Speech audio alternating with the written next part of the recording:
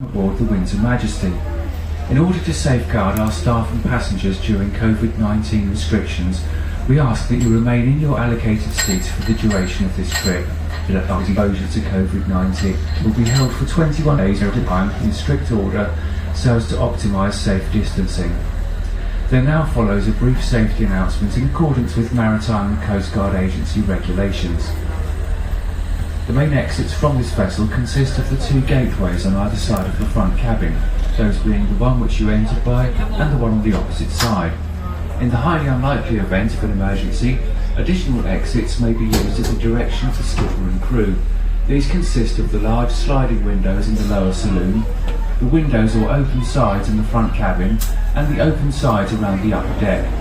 Buoyant apparatus consisting of life rings and life rafts is stored around the outsides of the upper deck and above the front cabin. In the event of any emergency, please remain calm and await further instructions from the skipper and crew. If you are accompanying small children, please keep them with you at all times, and if you have bird food purchased either from our gift shop or on board, please throw it well clear of the vessel.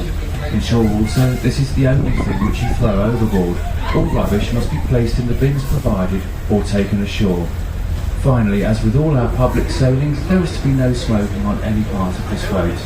We thank you for your cooperation, and if you have any questions or if there is anything we can do to make your trip more enjoyable, please do not hesitate to ask a member of staff. We're now leaving the centre of Windsor to our left, while on the opposite bank to our right is Eton, with some of the Eton College boathouses lining the waterfront. Rowing is a popular activity at Eton, the boys choosing either that or cricket as their summer sport. Those who choose cricket are known as dry bobs, whilst the rowers are called wet bobs. We're now proceeding upstream on the River Thames, which takes us in a roughly westerly direction. This would lead eventually to Oxford and beyond, though to reach Oxford would take approximately 2 days by river from here. This is mainly due to the 23 locks between here and the middle of Oxford, each one taking up to half an hour to negotiate on a busy day. There is a speed limit on the Upper Thames of a little under 5 miles an hour, added to which the Thames takes a very meandering course, so all in all it's not the place to be if you're in too much of a hurry. To our left is Jacob's Island, formerly called Corporation Island. It was renamed after a well-known local councillor and boat builder called Arthur Jacobs. It was here that some of the largest wooden boats, almost twice the length of this one, were built in the now dismantled and long-forgotten boat houses and slipways of the Jacobs Yard. As we proceed past Flockers Meadows to our right, more of the Eton College buildings. As we despise the Eton College Chapel, which is built in almost identical style to St George's Chapel in Windsor Castle. It's known as the perpendicular Gothic style of architecture. Eton College was founded in 1440 by King Henry VI, originally named as the King's College of Our Lady of Eton beside Windsor. Incidentally, the college owns nearly all of the land on our right-hand side from here to well beyond our turning point. They in fact own portions of land in many parts of the country, this being largely due to an outdated practice whereby parents of Eton boys used to donate land to the college in order to offset fees. Through the trees to our left shortly, you will see a full-size replica of a Hawker Hurricane fighter plane. This is a memorial to its designer, Sir Sidney Campbell, whose former home is kept a few hundred miles beyond. This plane bears the markings of one flown in the Battle of Britain by squadron leader John Grandin, who was Constable and Governor of Windsor Castle from 1978 to 1988. Sir Sidney Campbell was a pupil of Royal Free School in Windsor. During this time he designed and built model aeroplanes which he then sold to the boys of Eton College. Whilst the Hurricane was his best known aircraft, Campbell also designed the Hunter in 1951, which in 1953 went on to break the world speed record of 727 miles per hour. Campbell's final design was the Harrier, which remained in RAF service for 50 years until 2010, and it is still all cool. The centre stands on the site of the once famous Ricky Tick Club of the 1960s. The Ricky Tick was a well-known live music venue in its day. It started out at the Star and Garter in Windsor Town Centre in 1962, before moving to a semi-derelict mansion on this site called Clewer Meads in 1964. Many of today's major acts such as The Who, The Rolling Stones, Stevie Wonder and Pink Floyd made some of their early appearances here, and it was at the River Thames that the previously unheard of Jimi Hendrix made his UK debut. mural coming up on our right, stretching across the base of the bridge, was commissioned in 2012 as part of the London Olympic Games, as it is on what was known as the Windsor Games Walk, leading to Dorney Lake about 2 miles upstream. The venue hosted the rowing and canoe sprint events. Painted by London artist Cosmo Sarton, the mural depicts 16 faces representative of the young people of today.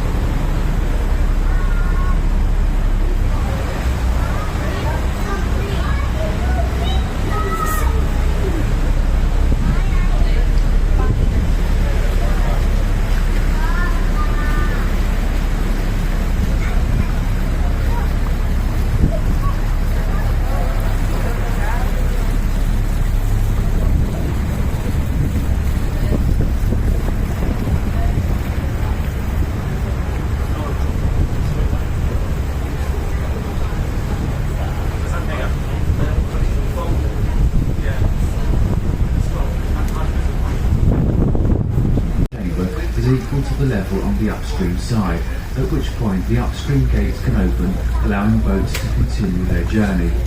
The reverse process then allows passage for boats travelling downstream, and the flooding and draining of the lock chamber is simply achieved using the force of gravity. There are no pumps involved. Between the lock and the island, a set of rollers can be seen. These allow users of small boats and skiffs to manually negotiate their passage. The source of the Thames is called Thames Head and is close to Cirencester and Cotswold Hills in Gloucestershire.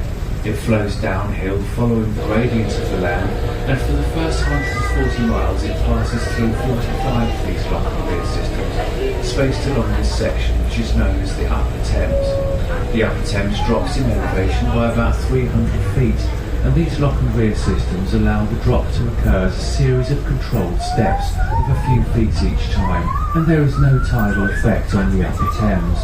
Bognor is the 36th lock from the source, and there are another 9 downstream of here, the last of these being at Teddington, west of London. Beyond Teddington, the remaining 75 miles of the Thames becomes tidal as it flows through London and on into the North Sea. This gives a total length of 215 miles. The weir ahead of us is a bit like a dam spanning the main channel, and it is this which does the main job of controlling the flow and subsequently the level. The lockkeeper does this by raising or lowering the individual gates, usually in response to recent rainfall. Allowing faster flow during wet weather prevents a build-up in level which could lead to flooding, while in dry weather the weir gates are closed in, holding the water back but maintaining a safe depth for boats to navigate. Indeed, the lockkeepers maintain a chain of communication along the river, keeping the Upper Thames at a more or less constant level throughout the year. Towards the right-hand end of the weir is the salmon ladder, this being a narrow channel divided lengthways by a series of baffles which slow the water down and cause slight backflow, assisting migrating salmon in their arduous journey to the source of the river. Salmon were successfully reintroduced to the Thames in 1982 after a long absence, and they have become firmly re-established since then. This is mainly due to the cleanliness of the water these days, the Thames in fact being now officially recognised as one of the world's cleanest metropolitan rivers, that is to say one which flows through major towns and cities. This was not always the case though. In the 1800s the river was so badly polluted that it was declared dead in the London area, and that no fish or bird life could survive in or around the water. The smell of the river was unbearable to those who lived or worked near it. Diseases such as typhoid and cholera were rife, and this period was known as the Great Stink. For Londoners, things improved greatly in the 1850s with the building of Joseph Bazalgette's enclosed sewage system, and elsewhere along the river many improvements have been made, and the process continues to this day. The colour of the water is deceptive. Despite looking dirty, the brownish-green tint is caused by naturally occurring sediment and microorganisms. Having turned around, we now embark on the downstream leg of our journey, which will take us to London and then on to the North Sea, and for the same reasons as mentioned before.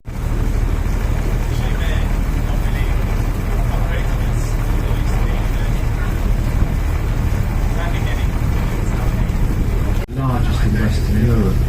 The chimneys form part of a power station, next to which is the Mars factory, where amongst many other confectionery items, they're able to produce somewhere in the region of 2 million Mars bars in a day. Slough is a town of some notoriety. The wartime poet John Betjeman penned the famous line, "Come friendly bombs and fall on."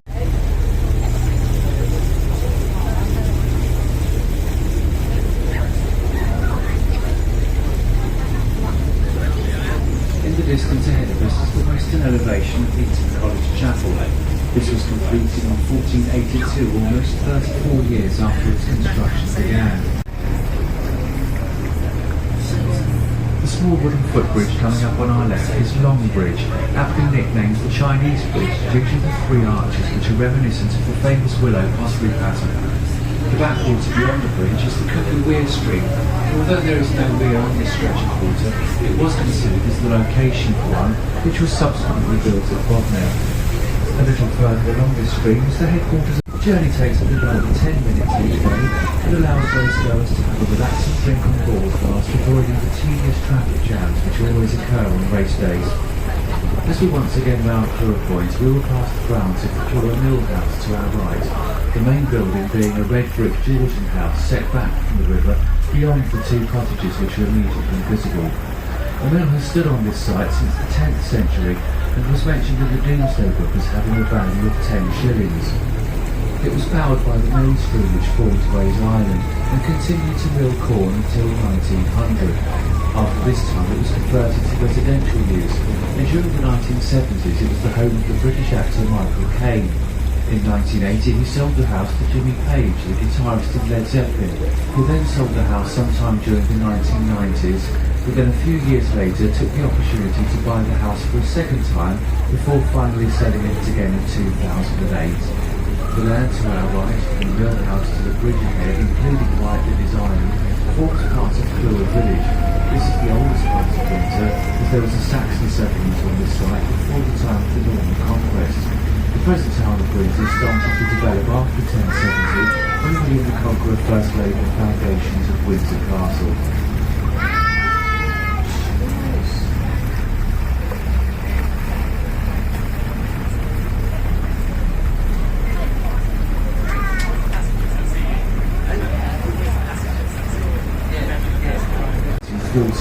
These are the Dunkirk little ships. Operation Dynamo lasted 9 days and resulted in over 1,300,000 Allied troops being rescued from the beaches of Dunkirk on the coast of northern France.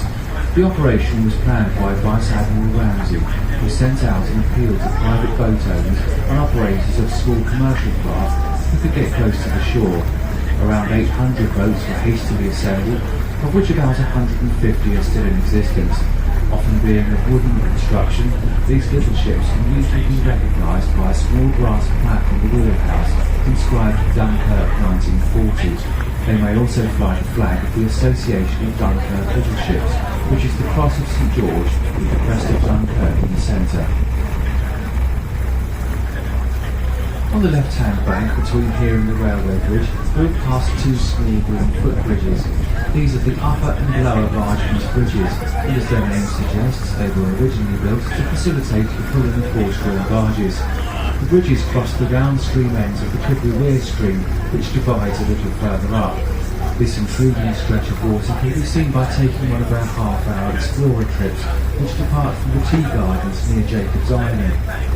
Operating in fair weather during the peak season, the low-level 12-seat open boat is ideal to negotiate the low trees and bridges, while skimming over the shallow riverbed, affording a unique view of wildlife and the untrodden overgrown banks. This boat also passes close to the Swan Lifeline Centre.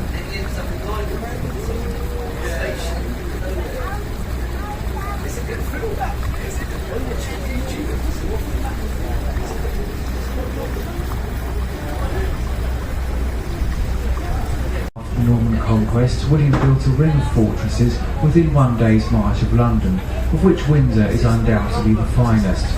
In addition, the extensive Windsor Forest offered excellent hunting, and William chose to live there until his death in 1087. The concept of castles was unknown to the Saxons, and it was part of William's plan to ensure the permanence of the conquests. The castle has been added to by various monarchs, not always to the benefit of its appearance, until the arrival of King George IV. He employed the architect James Wyatt, who did much to reshape and modernise the castle, improving the groupings of the buildings. He then realised the need to raise the height of the round tower so that it once more stood proud of the surrounding structures. An extra 32 feet was added to its height, making it now stand at 220 feet above the level of river at Windsor.